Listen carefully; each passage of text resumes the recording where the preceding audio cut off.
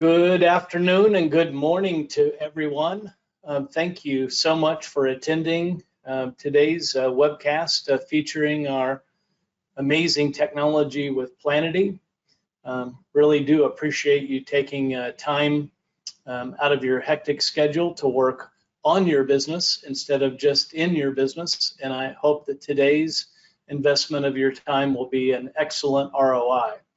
Again, my name is Sean. With that said, we'll get right started today. But before we begin with the introduction of Mr. Quentin Petty, who will be assisting us today in the webcast, I want to just point out to you that at rsasolutions.com, what you're viewing on screen, our website main page, that we have done a number of things just over the last few weeks to what I believe is improve the functionality and use of the website. What you'll notice is that here at the home page, that you'll see running all of the webcasts or events that we have. So right now we're starting, as you know, the Planity webcast on the 12th. We got to kind of have a theme of webcast Wednesday. So on the Wednesday, the 12th, we'll be production coach. On the 19th, we're going to do a webcast on project management. And then on the 26th, we'll do a webcast on scheduling and planning. So you can always know that when you come here, you'll be able to see what's available to you from an educational live standpoint coming up soon. And we'll include also factory tours and other kinds of events as we go. I do want to also scroll down just a little bit and let you see the way that we've kind of transformed the website so that you can be thinking about the 9 core areas that we help customers with, that you can look intently into any of those to be able to get more information. And so hopefully that's going to be something that can help you in some really good ways to navigate the site easily and to be able to get to the information you want. One thing that's not listed on here that I do want to point out for a moment that is a potential really big opportunity for customers is what is called employee retention credit. This is not a RSA software or something like that, but as a service to the community, we have uncovered that many of our customers were not aware that there was actually a third leg to the CARES Act. So I just want to take a minute for you to familiarize yourself with this page, how easily you get to it from Solutions, Employee Retention Credit. So many of you probably know about PPP. So that was a program that was for payroll, and so you could get some money from SBA relative to that. And that was pretty cool. I did have some restrictions on use of the funds, and it made you provide proof of use, proper use back before that loan would be turned into basically a grant. And so, but it was still a great program. Many of you probably did that. There was also another program called the EIDL, which in fact was a low interest SBA loan over a max of 30 years with a low interest rate. And so it had some real benefits for businesses during the pandemic as well. But we've discovered that most of our customers either don't know about or don't understand how to qualify for what is called ERC. And yes, it's still available and something that you can take advantage of. If you have W-2 employees, that's the caveat. You can receive up to $26,000 per employee. I made a nice little short video intro. You'll see at the top of the page, and there's one button for you to be able to click on to self-qualify to find out if you might be able to qualify. And then you can get help from there in a really automated process to be able to help you get the funds that you might have coming to you. No one's going to push it on you. Meaning the SBA is not going to notify you and say, hey, you need to take advantage of this. Your bank is not involved with this in any way like they might have been with PPP. Your CPA, 99% chance either they don't really know about it or don't know how to qualify you. for several customers that we have helped, told us that their CPA actually told them that they couldn't qualify, but that's just because the complexity, over 200 pages of IRS code. And so you might want to check this page out and see if it could bless your business. So anyway, we will get started today with the webcast. And so everyone, I get the great pleasure and honor of introducing to you a really smart person, a really good person, a person that I have just been, I guess might say blessed to be able to work with over the past several years. Quentin and I have worked on a number of projects, and this is kind of one of those, the opus. Really, really amazing software to be able to help customers automate processes for purchasing and inventory. Just a little quick backstory about the technology we're going to look at today is that when we began marketing Production Coach back in 2016, a great number of times when we would show people how to do amazing stuff like, you know, tracking, sorting, kitting, staging, shipping, they would often say, yeah, but what about managing my materials? That's one of the most difficult things that I have. And, you know, knowing that I have ordered what I needed, knowing that I've received everything, automating processes. And so that's exactly it. Planity is about being able to automate connecting to your CAD/CAM systems, the Cabinavisions, the Microvellums, the EMOSs, WoodCAD/CAMs, Cutrights, and all those kind of things. And then, of course, having it also bidirectionally linked to QuickBooks. So that's really awesome. So Quentin is the owner of a company called Techwood Manufacturing Solutions, and that's what they're about, is providing software, technology, support systems, and connectivity to customers, and they are very, very focused on customer success. So it's a great pleasure to get to introduce Quentin. And so without me blabbing too long, Quentin, I'm going to turn over to you and allow you to tell a little bit about your business and Planity, please. Thanks for the introduction, Sean, and thanks for everyone who's taken time to join and try and learn with us. Yeah, so Planity is at a high level an MRP, so material planning solution, basically covering inventory control as well. And one of our main objectives was to provide good integrations with systems that most companies will already have. And that's basically the engineering solutions. And so today, just because I chose, we'll focus around Cabinet Vision as the data source.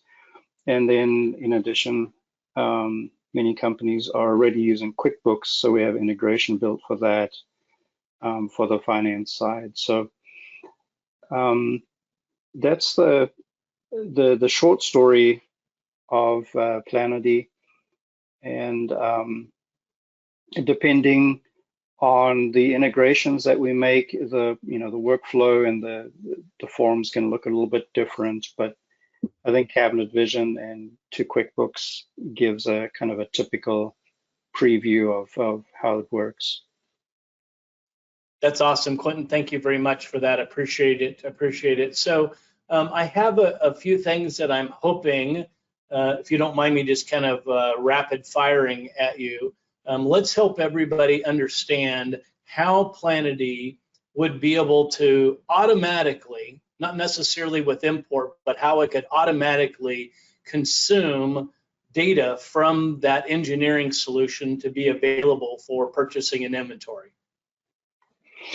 Absolutely. So part of our objective there, the engineering solutions that people often have in place already develop, very detailed bill of materials that would be a shame not to leverage, seeing as it's a lot of data and it would be very time consuming, generating those manually. So actually I have a kind of a blank database that we're looking at. So you can see there's no projects in them. And I staged just one project file from Cabinet Vision. This is the output files that it generates normally. There's nothing special about them. And it's not imported right now because I turned the automation off basically just so I could show that it actually happens. So the key there is that this is really happening in the background, no user interaction needed to get the data in there. So I'm gonna actually just switch over a second and set up the software. Now you wouldn't do this daily, you would just set up your software this way and tell it, go ahead and process any new data that you find from Cabinet Vision in this case. So there's integrations to different engineering solutions, for example.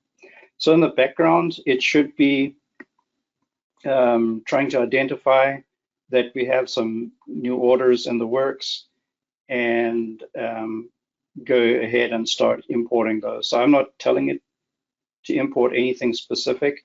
I just told it go ahead and find anything that's available and continue looking. So if I refresh here, I can see that it has at least found a project that exists, and inside that project it identified a number of rooms, as in the case of Cabinet Vision. And for each of those rooms, we'll notice that depending on the room, there's a different list or an engineering list of items. So this is what I call a bill of material in its raw form, basically. So this list here, it's a little scary to look at, but these are the quantities and the actual items that were engineered in Cabinet Vision. I think that's basically this engineering items for us, and this project hierarchy basically got created automatically by identifying that Cabinet Vision has created this output. So Cabinet Vision would keep dropping folders in here. That's just an output function in Cabinet Vision in this example, and we consume them. In EMOS, for example, it would just be looking into a SQL database. Sorry, I didn't mean to interrupt. No, you did really good. I think that this is a big point for those that are considering technology to be able to help them. Certainly being able to import data from your design source would be important, but if you see the level of automation, it's literally as you're utilizing the software, it's happening automatically. That now that order, as well as all the rooms and their BOM, have been brought into the system. So now that we have it in the system, how do we use the data to create demand for Planity?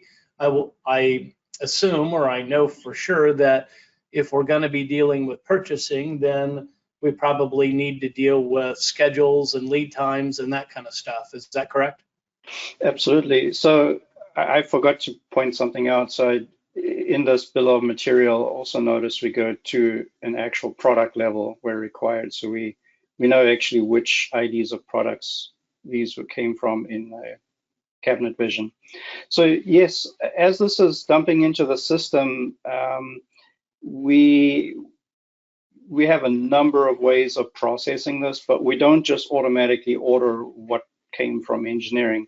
We kind of make a small interruption, and we let the users have some control on how to deal with that data. So I have a workbench.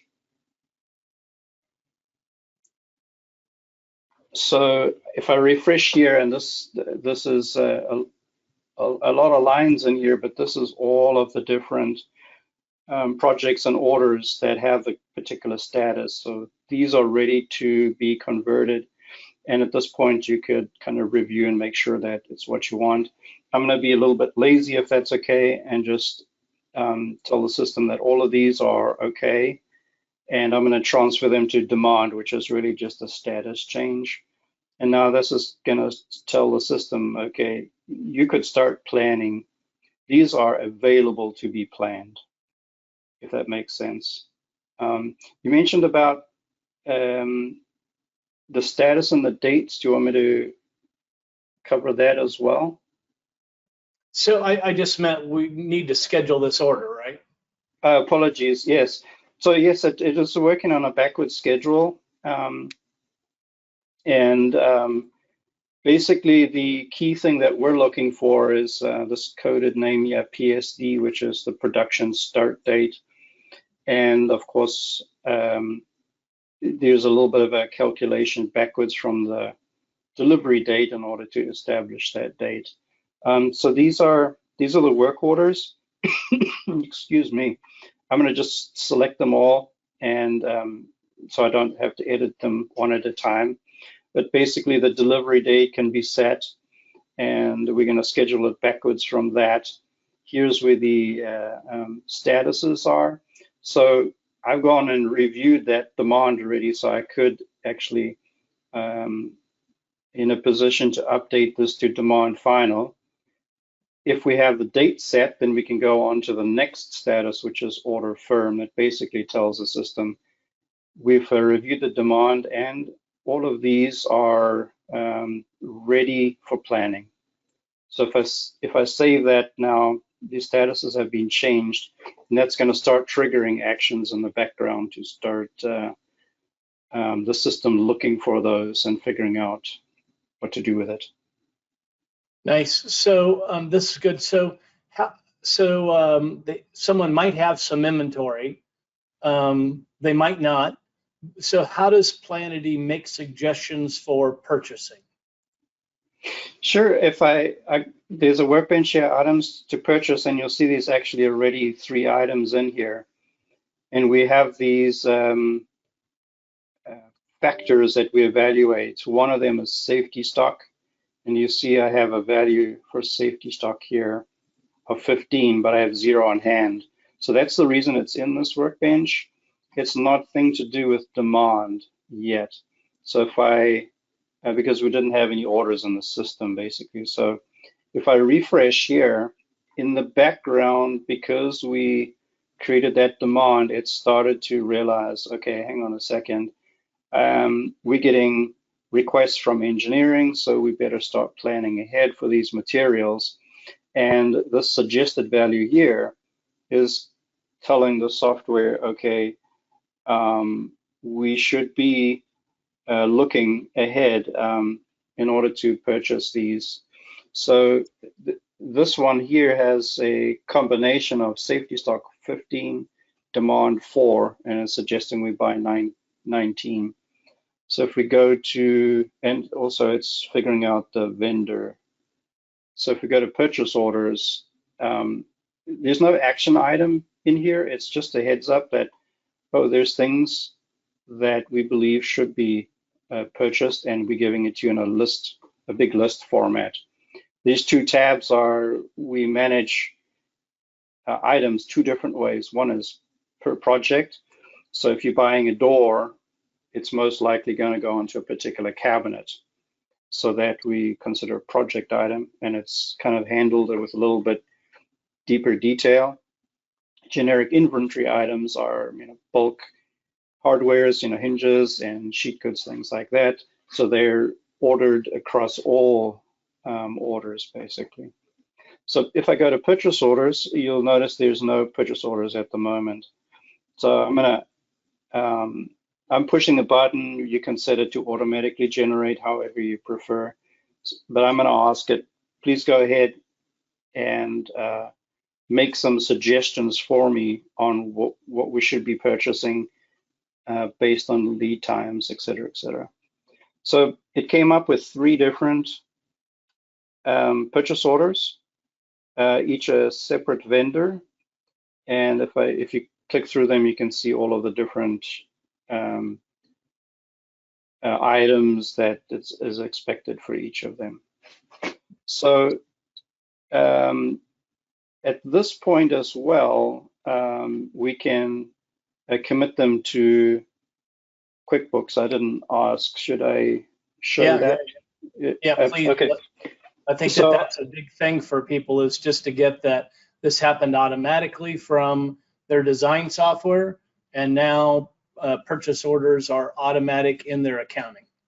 Yeah, if we want, we can go later and like look at a detailed item and see the calculation a little bit. But yes, it was planning based on demand, based on what's on hand, what's already ordered. So we're keeping track of like what's in the loop between purchasing and the vendor and deliveries, and then what's actually received. So it's keeping track of all of those loops and the production start dates, which is in our language when the material is needed by, basically. So if I take this example, I'm just going to take this one here. This is vendor B. We should take a look in QuickBooks first because I've done some practicing. I don't want it to be confusing. So vendor B, right now, the last purchase order that's in the system is 52. So I'm guessing it's going to create 53. So if I push this to QuickBooks, I can see here that it has actually created something in QuickBooks, and I have now access to that. So I'm guessing I probably have to close that and take a look. Oh, it was there already? Oh, Yep. Apologies. It refreshes right away. Good on you, QuickBooks. So basically 3 line items. If I try and get these screens to match. So I think we can see these are the 3 items over here, and it's a refresh deal. So we manage whether we're creating or updating or and so on. So if you modify a purchase order, we can push those updates. So basically, for the planning process, this is basically the steps to get it purchased. And then now the Planity knows, okay, we've made a commitment. There's an expected date that we should get these back from the vendor, and it does the calculations based on that. So if I suggest purchase orders again now, which basically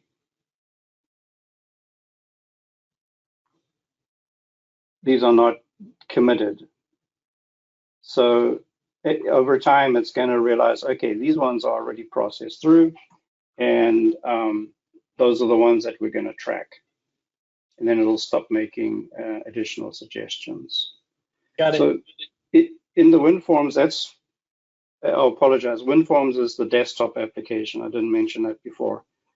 So there's 2 different UIs, but basically that's the end of the process inside of WinForms. That's awesome. Thank you very much. So just so we've got this, for those that are following along that are not as deep into this yet, we've so far consumed orders from the design software. In this case, it was Cabinet Vision. We have given an opportunity to review that BOM, to be able to edit it, change it, whatever you might need to do. Once we accepted it, then we have demand in the system. And from that, it's now generating purchasing suggestions, which once suggested now have created a purchase order inside of QuickBooks. So that part's awesome. So now we've ordered things. How do we receive them? Perfect. So this UI that I've been showing so far is more like an admin engineering type tool, and a lot of data. For the shop floor, we actually use a different UI. It's all one data set. So I'm going to launch that one really quickly. Same credentials, everything. So there's a shop floor section, and there's a number of activities that we can work on here. Receiving is what you asked for. So vendor B, I think it was. So this is those excuse me, those same 3 items that we were looking at. So if the truck has arrived with a packing list, if we start with the assumption that we're going to receive everything, so this quantity to receive here is going to match what's outstanding. We could edit that, if there's back orders, etc. To keep it simple, I've just selected everything and said that we're going to receive it all. So if I go ahead and save that, those have now been received into that location. The purchase order lines have disappeared. That's just a filter here so we can kind of see the status. So these are now actually all complete. If we had received partial, we would get that status, or new means we haven't received anything against that line. Yeah. Perfect. So just trying to think through this. So now that I've received the materials, I can't necessarily keep them just in the receiving area. I might need to be able to transfer them to material locations, whatever you might say. So how would I go about now telling the system where I'm putting these materials? Sure. So I skipped over it. I apologize, but when we receive it, we actually do receive somewhere to a physical location. And there in the setup, we can create defaults, etc. So these ones here, if we just pay attention, this location A11 was where we received 2. So there's a form. This is a kind of a multi-function form, but by default, one of its tasks is to transfer items. So if I look inside of that location, we can see those ones exist now. Actually, Sean, I'm going to cheat for a moment here. I think there's something interesting to show. I'm going to try. You'll notice that I selected that location by a selection with the mouse, basically. So I'm going to cheat a little bit here and show how all of those forms are actually set up for scanning. So if I go to this location, this is what a sample label could look like for that location. And if I was on this form, I'm going to try and see if I can get my scanner to wake up. Basically, if I scan the QR code, I don't know if you heard it beep in the background, you'll notice that it found that location right away and loaded the items in there for me. So in all of these forms, we have these scan input boxes, and it's able to identify whether it's a location scan or an item scan. We have different prefixes for all of those. So LC is a location, IT is item, et cetera, et cetera. So it just helps facilitate input a little bit. Okay, back to your question, transfers. So if I am going from one location to another as an example, so we could select the item. I'm going to tell it we're just going to do all of the quantity that's available there, for example, and then transfer. So it's now in that second location. To make sense? So this can be So let me make sure that I've got this. So I received materials, and they were just in a default location that you labeled A101. And so you were able to scan. That means that we can have actually a QR code for all of our different inventory locations. So instead of having to go type in whatever it is, I can scan a QR code and see exactly what's in a inventory location. I can also tell it that I want to transfer it from one to another. So I could scan a second QR code, and now those materials are transferred to that new location. correct. Yep. And this form is multifunctional, so we can just do transfers from one location to another, or we can actually go to WIP.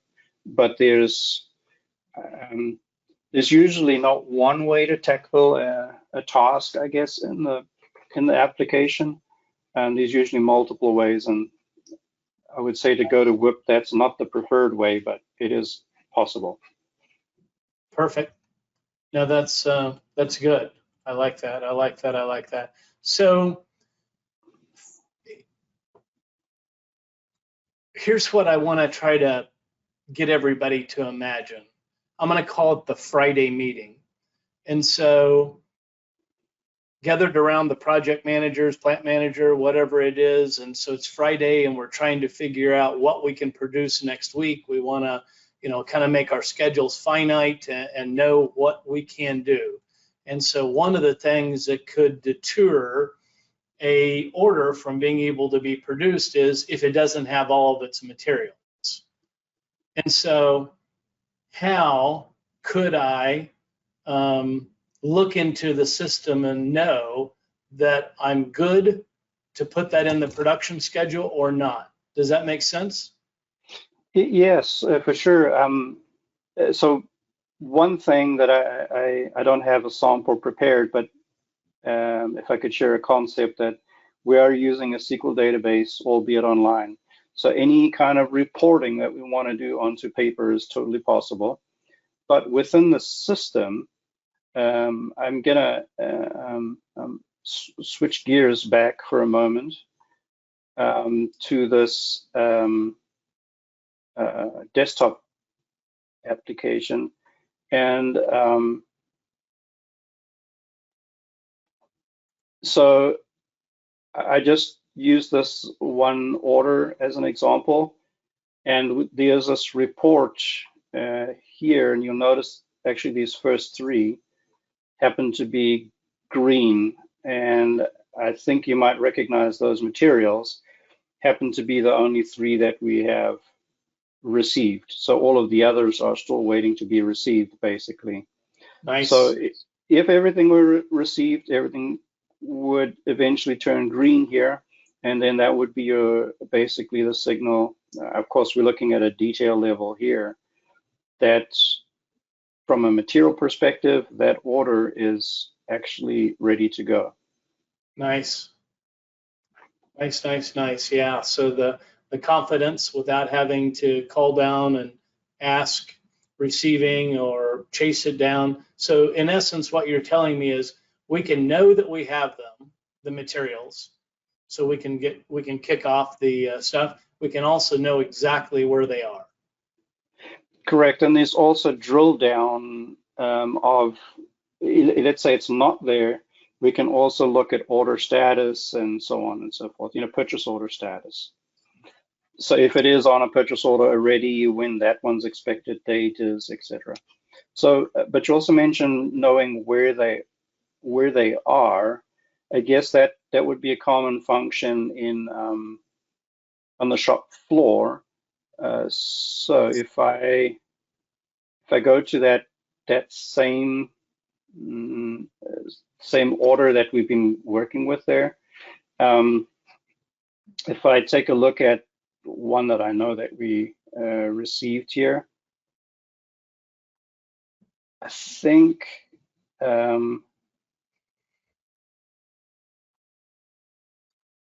while you're doing that, I'll tell you what I was trying to ask, or see if I can ask it in a better way.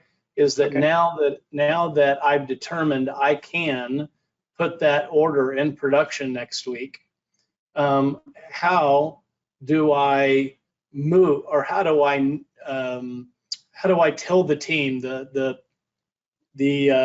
people on the shop floor, how do I let them know exactly what it is they need to pull from these inventory locations and move those items into WIP or work in progress? So this is actually, this list over here is a duplicate. It is the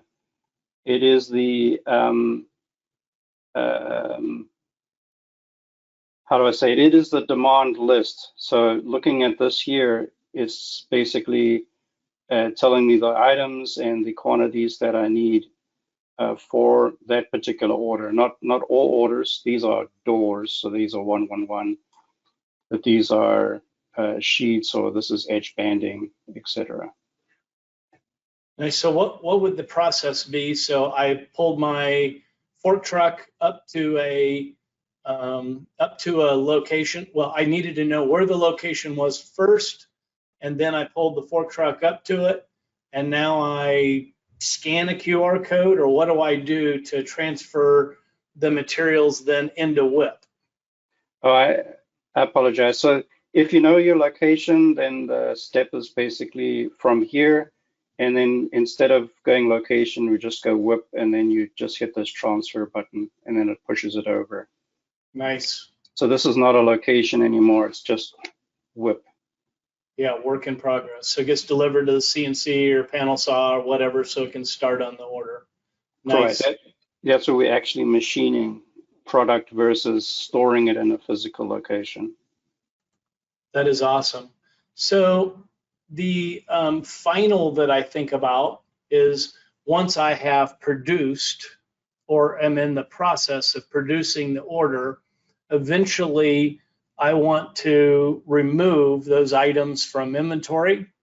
What I might think of as flushing, and that's kind of an accounting function as well. What's the process to move materials from WIP to them being relieved? So there is a manual process that we allow. So you can consume any of these items or extra items if it was for reject or something like that. But the typical process, if I cover that perhaps, is actually handled automatically, and there's probably some, I don't know if we've talked at all about production coach integration, but here, for example, we relieve and the users get to set the status. So in this example, when an order reaches a certain status, it automatically in the background consumes the WIP against that order, and then I didn't talk about that as well, but then it pushes those records across to QuickBooks as well. So how does the status happen? Either manually, which is not the preferred way. If the user is using something on the shop floor for tracking product and then ultimately order status, like Production Coach, then we can sync to Production Coach, and then the orders. So these are all order firm here. So I can manually change this to order complete, but the preferred way would be to get the signal from Production Coach. So it's happening real time as the order progresses in Production Coach. We get the signal, hey, please update the status of this order. When the status of the order changes, then we go ahead and consume the WIP. We create a log here in Planity, and then we also transfer that knowledge to QuickBooks. Yeah, that's perfect. Maybe this is a good opportunity for me to talk about connectability to other systems, as well as maybe a little real world example of a project that's current now. So Quentin said really well, this system, Planity, can be connected to Production Coach. So as an example, I have a customer out of Tampa, Florida area that has both Planity and Production Coach.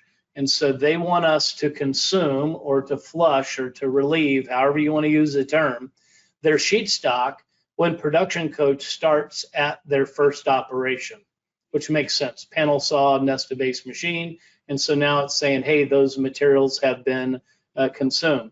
They want us to consume the edge banding when they have started or changed the status at edge banding for those, and hardware at assembly. So what Quentin, I think, is saying is you can really have an amazing way to manage that flushing process that can not only just be for the whole order and based on a change of status here in the system, but it can actually monitor real time the status of Production Coach.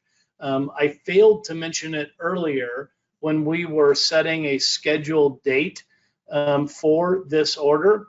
Also interconnected is if you're using Planning Assistant and you are scheduling the work order or the order with Planning Assistant, then Planity utilizes those production dates. And so makes it really amazing. So think of it this way. You want a system that's not an island and you're having to work on manually. Well, with Planity, you can have it connected to your front-end design software, whether that's a Cabinavision, a Microvellum, a Cutright, a EMOS kind of a system. So we're getting the demand from it.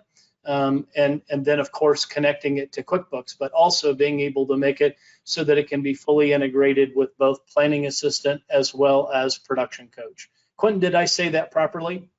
Yes, absolutely. For Production Coach and Planning Assistant, Planity basically, we set it to become a slave, basically. So in that case, we're just watching what's happening in those other softwares, and then these statuses and dates become the slave. So we just inherit any updates that happen inside of the integrated solution, is our technical term for it. Awesome. So I don't know if we show this here, but the MRP Planity, it can perform the functions of both sides, but at its core, if it can do what it's good at, and we leverage the integrated solutions, I think is the key concept. Sorry, Sean. No, it's good. It's good. It's good. I appreciate being able to work interactively here. Want to take this opportunity, since we're at nearing the end of our time today, to see if there's any questions that we might have from attendees, and also want to encourage those in attendance to feel free to ask questions. So I'm going to do my best to see if I can get through at least the first couple or three, and we'll keep monitoring. Question here, how do we maintain inventory? I think what they're asking is about cycle counting. How would we do, obviously, to have a system and it work great, from time to time you need to go back through and make sure that things didn't get taken or something wasn't broken or whatever. How would you handle cycle counting in Planity? Yes, I mean, it's always a wish list that the inventory is always perfect. However, that's not realistic, especially when you're starting up, and even for your initial startup, this cycle counting is pretty important. And over time, we can set up reports so certain items can be subject to cycle counting more frequently.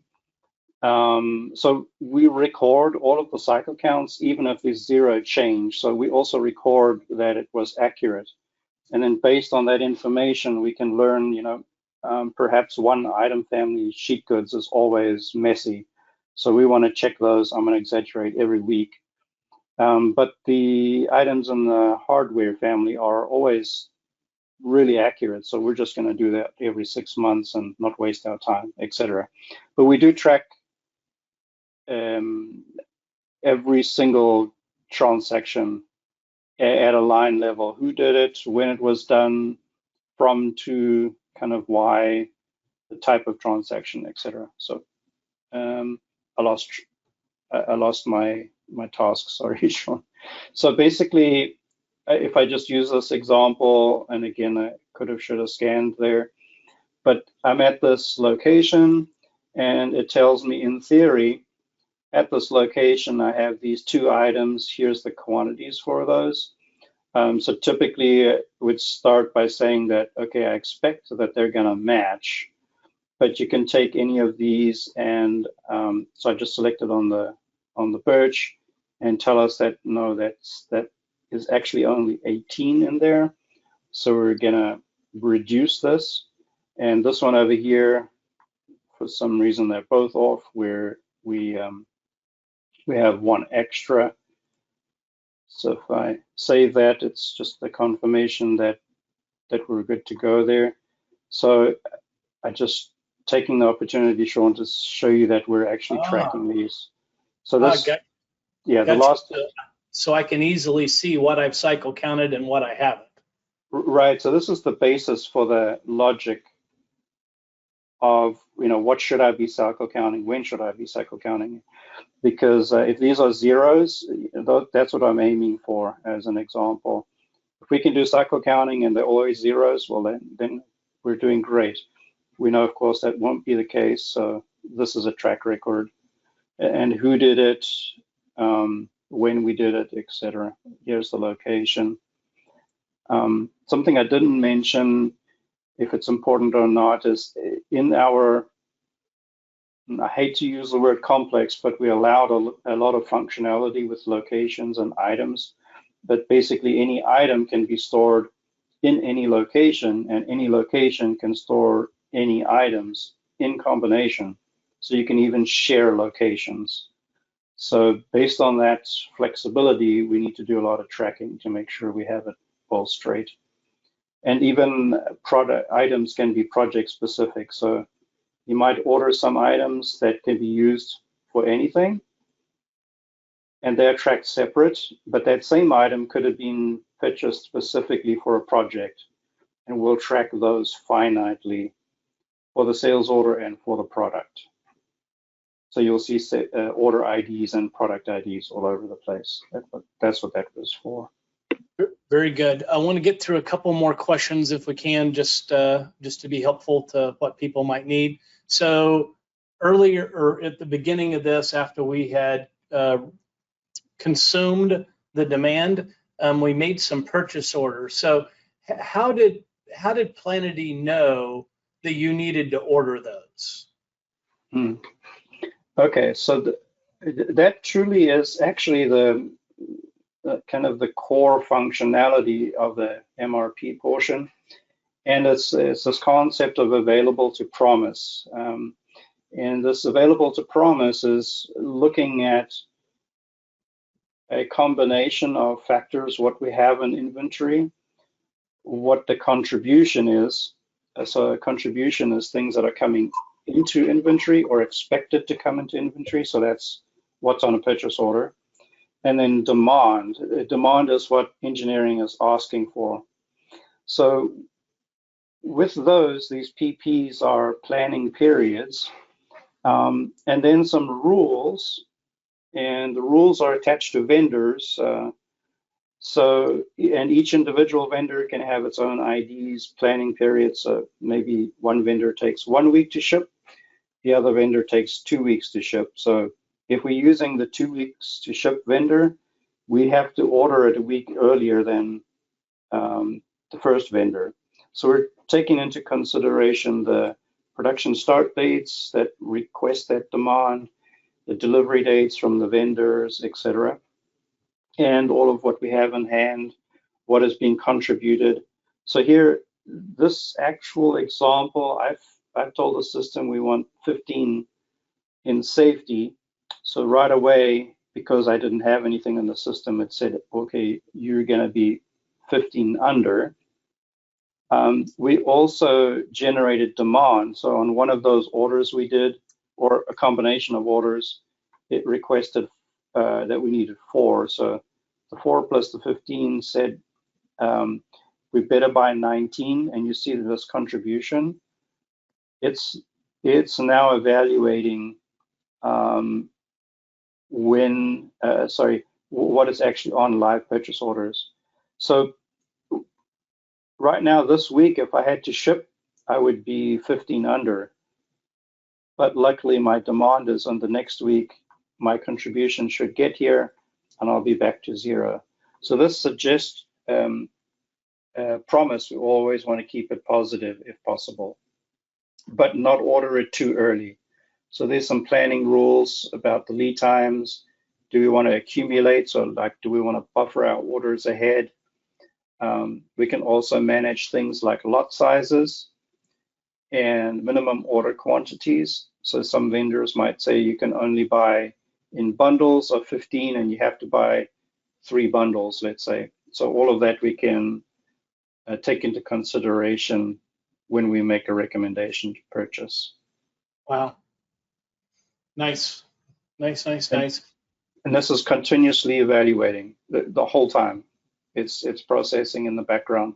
So as you're updating statuses, adding demand, so it's never static. It just keeps evaluating. Got it. I don't know exactly this one. It's asking about tools to help with communication, both office and factory. I'm guessing like things like documents or chat or that kind of tools. So we do have some tools to basically almost every entity in the system can have a note added, so that a note to us is something that you manually type out. So you want to write a message. This could be like, hey, when you receive this, please report to Joe in engineering or something like that. And then documents. So the documents could be a PDF, it could be a CAD drawing or something like that. So if you have a custom door design, you might attach a drawing for that, and then those documents can also be attached automatically to purchase orders as well. And I should mention also at receiving. So in receiving, when they take it off the truck, they really know what they should be expecting, basically. So these documents and notes kind of follow the data flow all the way through. We also have things where we can, logic where we can force a user at receiving that you cannot actually receive this order unless you actually have reviewed the document and confirmed that you looked at it and understood it, basically. So there's a little bit of control there. There also is I would consider a somewhat basic chat function, but basically it's just a simple back and forth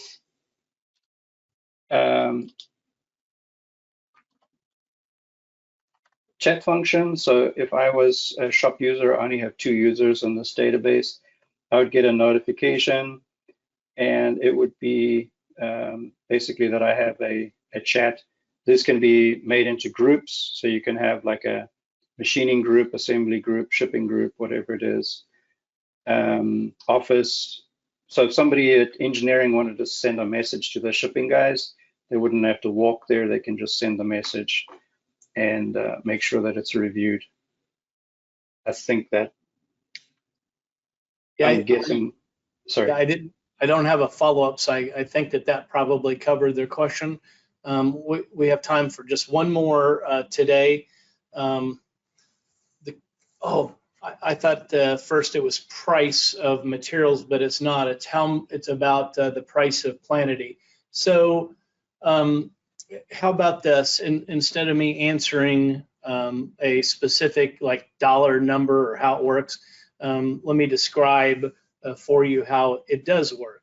If you did choose that you wanted to invest in Planity to take control of your purchasing and inventory, we would first consult with you and determine what you have for a design front end or an engineering software, and whether that's on our list of softwares that we have already created integration for and what might make sense for that.